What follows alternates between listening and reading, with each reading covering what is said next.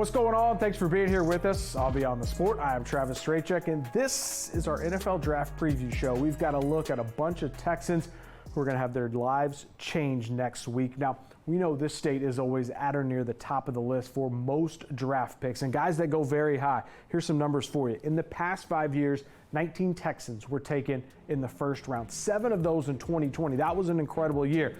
Not sure that many are going to go this year early on, but some of the best players on the board are from Texas and likely first rounders. Tyree Wilson, let's start with him.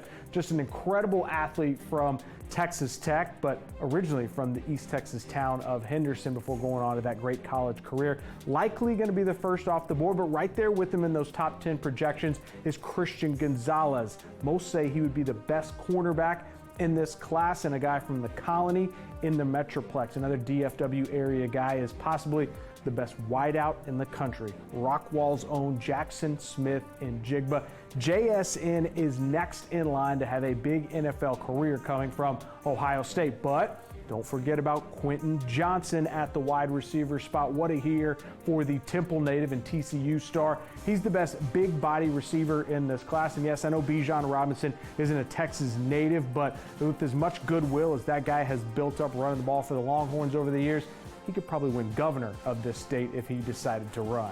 Well, we mentioned Johnston. One of the guys he sharpened his skills against, and vice versa, is TCU teammate Tre'Vius Hodges-Tomlinson. The Waco product had a huge senior season, and his play demanded attention from NFL scouts that he's been getting the past few months. Our Robbie Fueling with more on one of the top cornerbacks in the country.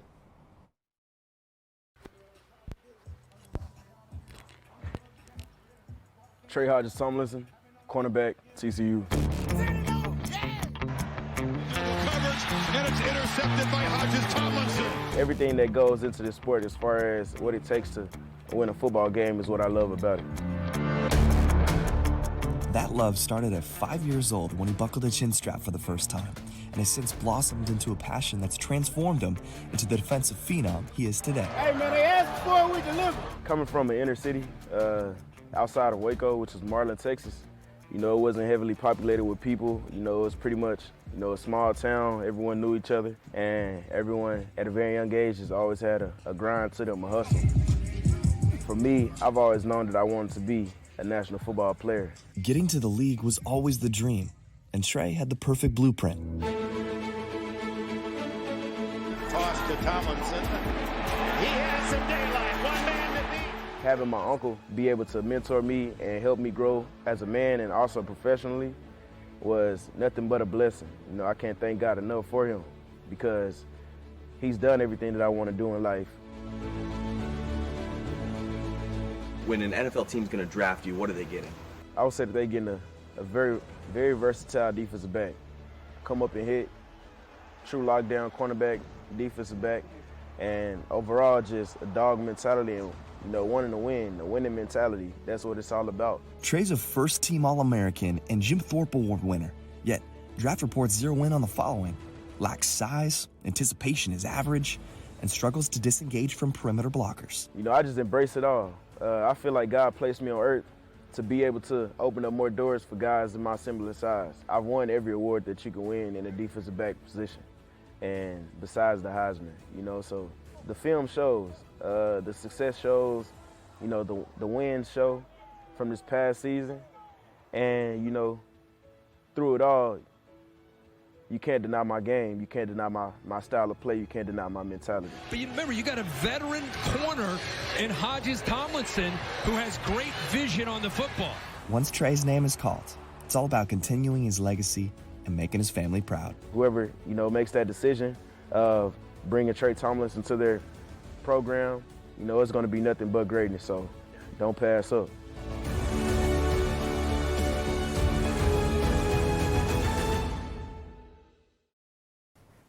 All right, thanks so much, Robbie. We're going to have more from him and Frogs headed to the draft coming up a little bit later in the show. Now, as for Tomlinson, most of the mock drafts have him going in the 3rd to 4th round area. One of the guys he battled in the Big 12 also projected around then. That's Oklahoma star receiver Marvin Mims. The Frisco native set records in high school and immediately became the next great OU pass catcher. Our Adam Rosso has more on his path to the pros. Big playability, that's definitely my thing. Steps up, watches downfield for Mims, diving catch!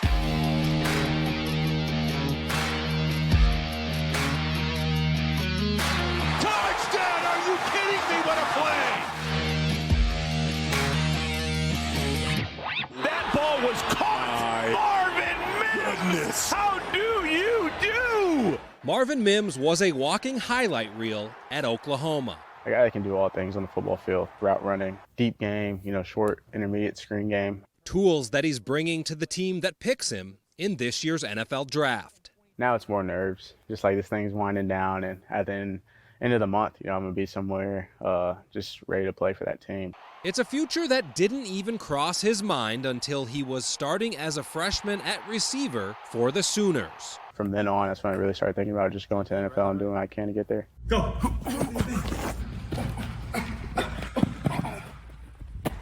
The Frisco native is staying ready for the moment by working out with the trainer who's been by his side for years. Turn your shoulders. Turn that way. Make it believable. Turn your shoulders and run in there. Set. Just seeing some of the plays he made naturally, not only in high school but in college, it was easy to visualize this kid or this young man now making it in the NFL.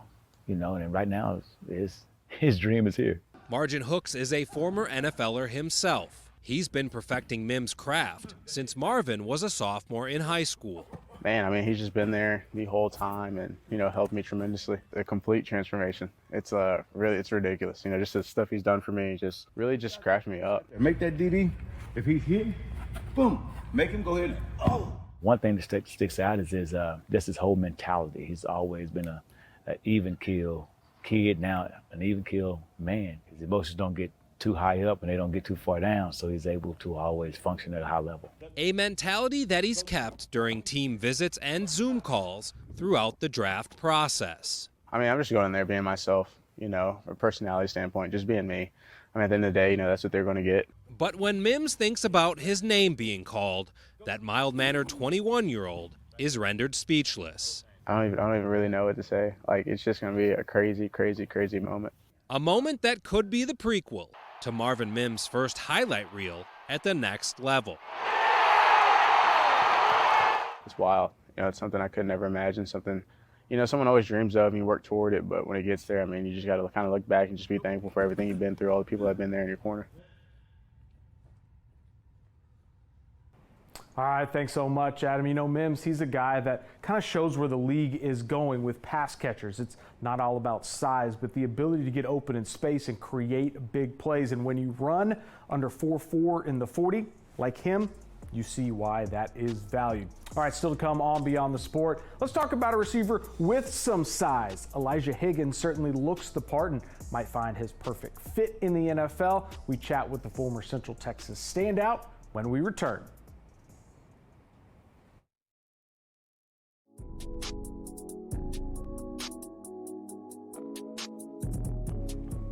There are certain times when you see an athlete at an early age and you go, this feels a little different. That was me watching a young sophomore in high school catch touchdown passes in a playoff game, making plays. He was big. Yeah, something stood out about Elijah Higgins back in 2016 when I first saw him. That sophomore became a standout at Stanford and now is on the brink of living out his draft dreams. He's got it all, he's got the size, he's got the speed, he's got great hands, he's smart, he's got good character. What else can you ask for? Jeff Abels knew early on that Elijah Higgins had a chance to be a little bit different. I just remember him coming up before his freshman year, and I was going, man, this is a big kid, Super athletic, and smart. So we knew he was going to be something special. Higgins was an instant impact receiver for Abels at Bowie High School in Austin. He flashed with some big catches in the playoffs during just his sophomore season. His talent translated into plenty of college attention, and Higgins ultimately signed with Stanford back in 2018. Very thankful for 17, 18-year-old Elijah for making that decision to go to Stanford. Elijah Higgins, and he's gone! And Stanford's a school where like people really don't care much about if you play a sport or not. Like you're not on a pedestal at all. And that's kind of the reason that I chose Stanford too, is because I wanted to kind of get away from all the stuff that's involved with being an athlete and being recognized as such. Because everybody there is exceptional at what they do. Like they're very successful, they're very intelligent, they're very smart. And the thing that I do is I can catch a ball well, I can run a route well. Like that doesn't compare to anything that they're doing. So it's definitely like a humbling experience for sure. He is caught for a touchdown. Higgins has always had a view of himself outside of football, and Stanford strengthened that. But he is right. He can catch a ball well, run a route well, and that has him in line to be an NFL draft pick very soon. Being in this position is something that I envisioned of myself doing. So it's not like it's really not much of a big deal to me, to be honest. And I hate to say that because I feel like that sounds arrogant to some extent, but I feel comfortable where I'm at. I feel like I should be here. And I'm just excited to keep playing at the next level and see my growth as a player, as a person.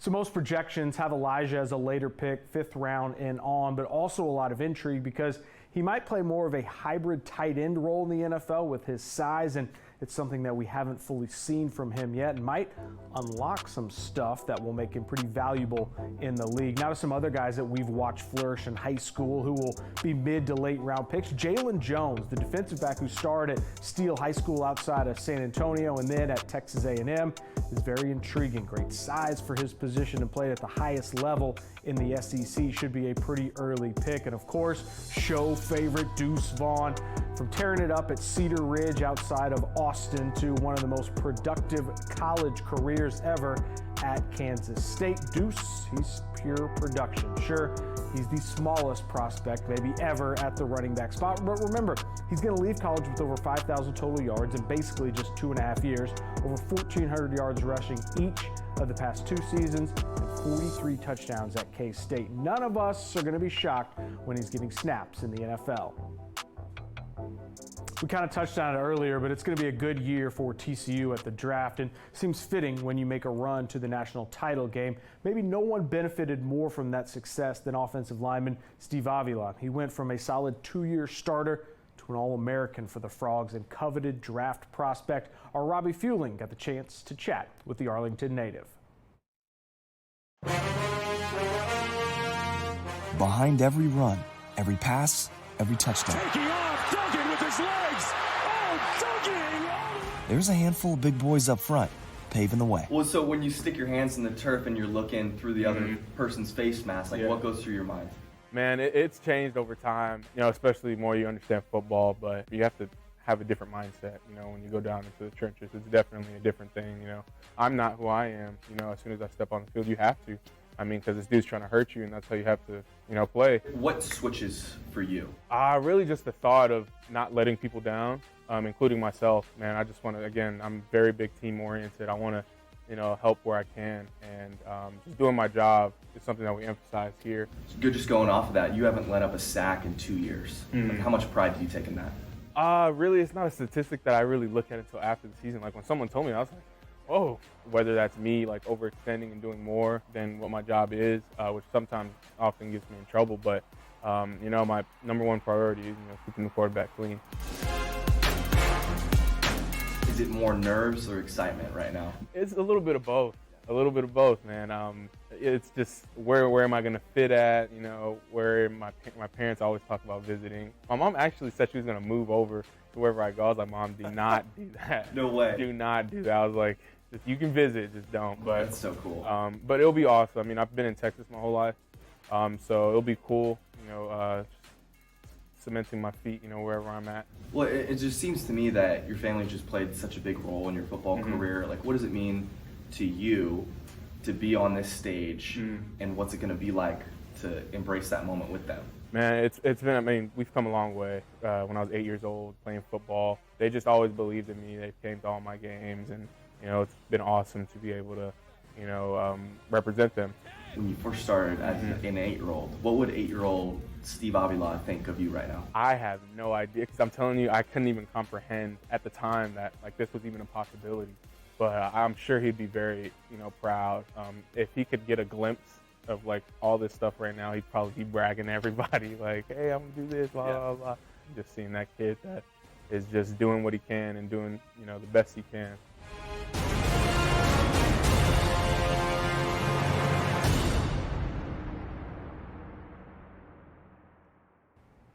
All right, I appreciate you again, Robbie. And I went through a bunch of the mock drafts, and you see Avila's name pretty consistently somewhere in the second round, maybe even the third. All right, when we come back, we're going to reintroduce you to another NFL prospect who we featured almost 5 years ago. That original story when we return.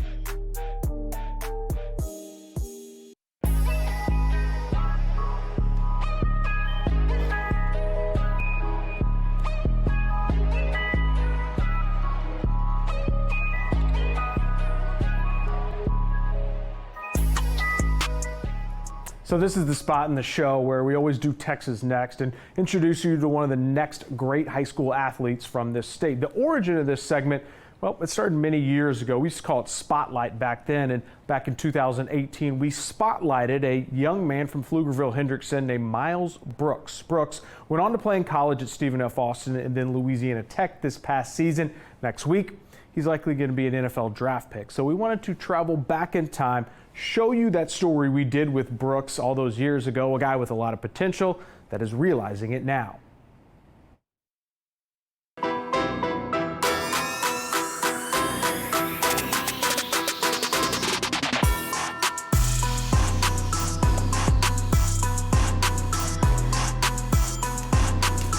Motivating factor is making it to the fourth round last year and kind of disappointing loss.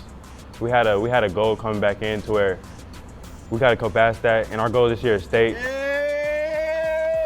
We have really hot things on defense. We trying to be points allowed, trying to be top 5 because I feel like we got a special group coming back.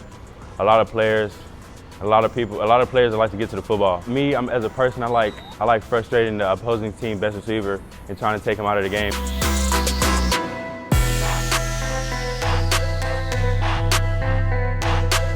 I actually started really playing football my freshman year. I used to play basketball a lot, and that was my sport. And after I started, I was kind of too short to do what I wanted in basketball. I was like, oh, I don't want my parents paying for me to go to college, so I got to find another route, and that led to be football. You got to ask a lot of questions, and you kind of just it got to be a family thing because my Baylor, I kind of took it upon myself to kind of just boom. And I feel like that wasn't just the best fit for me. I kind of rushed it. I was happy I had got my first Power 5 offer after the opening, and I had rushed that to happen. It's just best to slow it down and weigh your options out. I like Arkansas, I like Ole Miss, and I like SMU. Those are my top 3 right now. But take a couple of visits, and I'm gonna weigh my options, and I'm hoping to have my commitment on homecoming.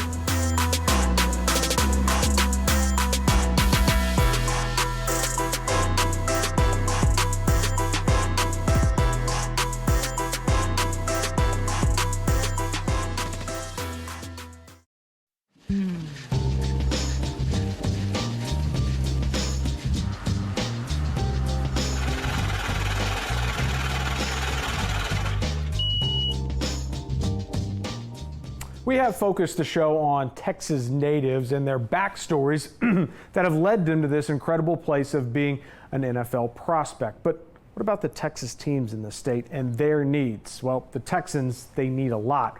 We're going to get to them. The Cowboys need the right pieces. They're going to start the draft with the 26th overall pick, and I've seen the mocks have them getting receiver, maybe a running back. No, Bijan won't be there, but I'm all about tight end in this spot if one of 2 guys is available. We know Dalton Schultz and his solid production the past couple of years, that's gone. So there's a need, and I love Michael Mayer, the Hoss from Notre Dame, or maybe Dalton Kincaid from Utah. Both are beasts and would be huge additions for Dak. Now, both might not be there. If that's the case, I say pivot from tight end. Don't reach for a guy like Darnell Washington. I'd look at running back if Jahmyr Gibbs is there, or wide receiver because it's a deep group of those guys. Yes, they did pick up Brandon Cooks, but again, the playoff loss exposed the need for playmakers. Hey, maybe Johnston from TCU is still there, or a guy like Zay Flowers from Boston College. All right, Houston, you're on the clock. How are you going to handle this? Poorly so far, because it started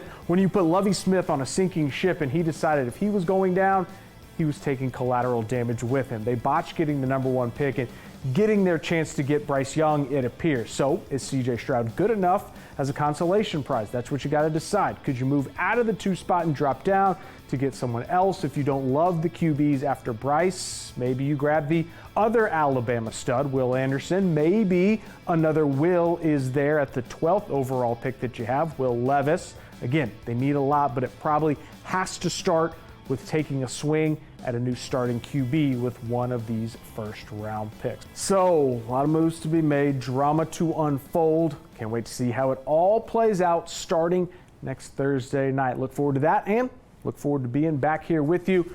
Have a new show coming next week on Beyond the Sport. Until then, y'all make it a good one.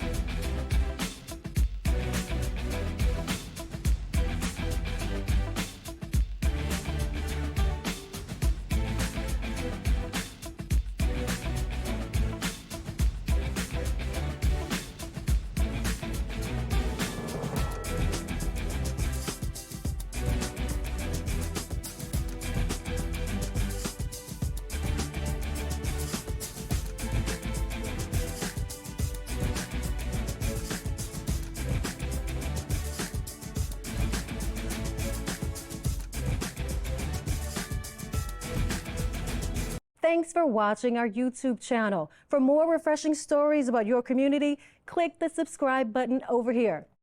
You can also download our Spectrum News app and tune in to Channel 55 on Dish and DirecTV to get live news coverage, weather updates every 10 minutes, and more. We'll see you then.